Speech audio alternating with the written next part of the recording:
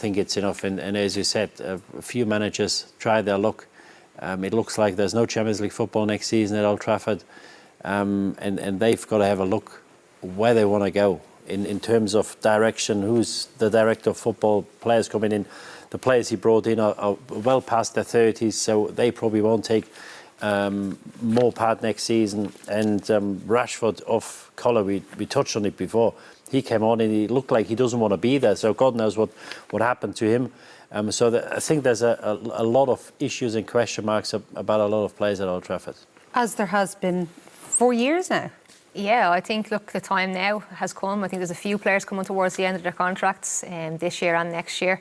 New manager probably coming in. I think it's about time United really looked at what they want to do for the future. I think it's been manager after manager coming in, different styles, just haven't worked. And I think a lot of the players that are in that team are a problem. There's players who either don't want to be there or they're there and they're not giving their all. And that's just not acceptable at Manchester United. If you're playing for Manchester United, you've got to go in every day. You've got to give it your all in every game. I think Rashford's come on tonight. Now, people are saying he's got lacking confidence, but he's been playing and he's getting the opportunity to come on. Why is he coming on? He hasn't performed recently. Why has he been brought onto the pitch? Cavani, again, another player who I loved when he came to the club. He's been playing really good. He has that passion about him, but he's come onto the pitch tonight and he hasn't done anything. He's been out of the team, kind of a little bit strange that he hasn't been wanting to be in the squad. There's so many issues with Manchester United at the moment, and I think now is the time to really look at what they need to do in terms of who they bring in and what direction they go in. Well, it's not just now, sure it's not. I mean, if we have a look at the stats from down through the years, since Alex Ferguson left, that's what it's been like. We see here, I mean, last year actually was one of their best seasons because obviously they finished second in the Premier League, but this is not what you would expect from a club of Manchester United's recent history in particular. And also, people may not realise this, what they've spent on players, on transfers since Alex Ferguson left back in 2013, £1.17 billion. You'd expect better than that. Well, the stats wouldn't be that bad if they had a transfer embargo for the last 9 years and couldn't buy players. But as you say, 1.2 billion spent. I think they recouped about 400 or 500 million of that, so they've got a net spend of about 600-700 million. They've been past or in the quarters twice, I think, in the last 9 years. They said in commentary, Dara.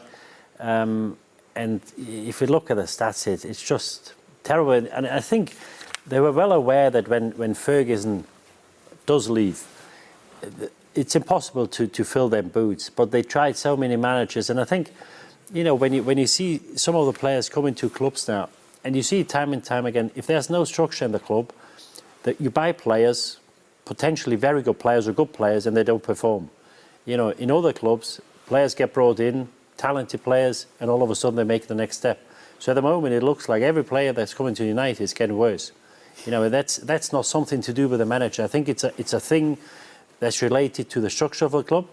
I think they didn't have one voice. Woodward is gone now.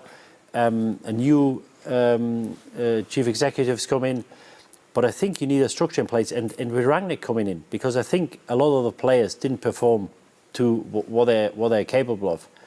Now, to bring him in for a certain amount of time, yes, but he's got an advisory role for the next 2 years. Now, as I said before the game, the football he plays is anti-Man United. It's exactly what Man United doesn't want to see, what the fans don't want to see, what the club stands for.